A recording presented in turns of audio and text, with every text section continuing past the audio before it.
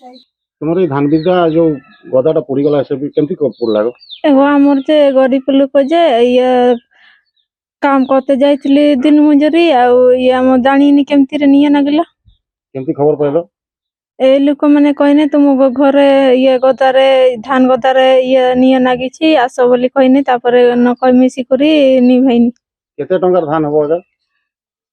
20,000 କରି ହେଇଯିବ।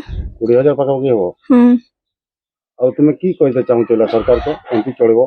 ସରକାର ଯଦି ଚାହିଁବ ଆମର ହେଲେ ପାଇଁ କେତେ ଗୋଟେ ଟ୍ରାକ୍ଟର ଧାନ ଥିଲା? হয় ଗୋଟେ ଟ୍ରାକ୍ଟର ଧାନ ଥିଲା।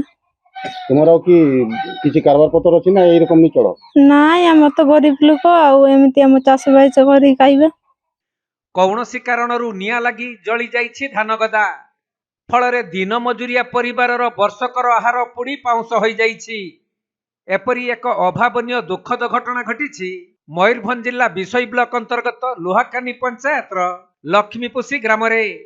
ମିଳିଥିବା ସୂଚନା ଅନୁଯାୟୀ ଗ୍ରାମର ବାଜୁ ନାୟକ ଓ ତାଙ୍କ ସ୍ତ୍ରୀ ବାହାରକୁ କାମ କରିବା ପାଇଁ ଯାଇଥିବା ସମୟରେ କୌଣସି କାରଣରୁ ତାଙ୍କ ଖଳାରେ ଗଦା ହୋଇଥିବା 2 ଟ୍ରାକ୍ଟର ଧାନ ବିଡ଼ାରେ ନିଆଁ ଲାଗି ଯାଇଥିଲା। ପରେ ଗ୍ରାମ ଲୋକଙ୍କ ଠାରୁ ଖବର ପାଇ ଘରକୁ ଦୌଡ଼ି ଆସି ଦେଖିବା ବେଳକୁ ଧାନ ଗଦାରେ ନିଆଁ ଲାଗି ହୁତୁ ହୁତୁ ହୋଇ ଜଳୁଛି।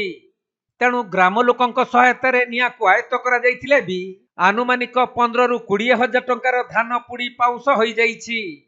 ତେବେ ବାଜୁ ନାୟକ ଜଣେ ଖଟିଖିଆ ଦିନ ମଜୁରିଆ ହୋଇଥିବାରୁ ଏବେ ପରିବାର କିପରି ଚଳାଇବେ ସେ ନେଇ ଚିନ୍ତାରେ ଭାଙ୍ଗି ପଡ଼ିଛନ୍ତି। ତେଣୁ ତାଙ୍କ ପରିବାରକୁ ସହାୟତା ଦେବା ପାଇଁ ସରକାରଙ୍କ ନିକଟରେ ଅନୁରୋଧ କରିଛନ୍ତି। ଆମର ଧାନ ତ ଆମେ ନାଇଁ ଜାଣି ସେଇ ଆମର ତ କାମ ଯାଇଥିନୁ ଇଟା ବାଟା କେମିତି ପଡ଼ିଲା ତ ଏମିତି ଜାଣିନୁ ଦୌଡ଼ି ଆସିଲୁ ପୁରା ତ ନିଆଁ ଲାଗିଥିଲା। ଆଉ କେମିତି ଲିଭେଇଲ କେମିତି? ହେ ଗାଁ ଆସନେ ତାପରେ ଗାଡ଼ିଟା ଆସିଲା ଲିଭେଇନି। କେତେ ଟଙ୍କାର ଧାନ ହବ? ଆମର ସେଇ 20,000 ରକମ ଧାନ ହେବ। ଆଉ ଛୁଆ ପିଲା କେମିତି ପୋଷିବି ସେଗା ତ ସରକାରକେ ଅନୁରୋଧ କରୁଛୁ। ଗରିବ ଲୋକ।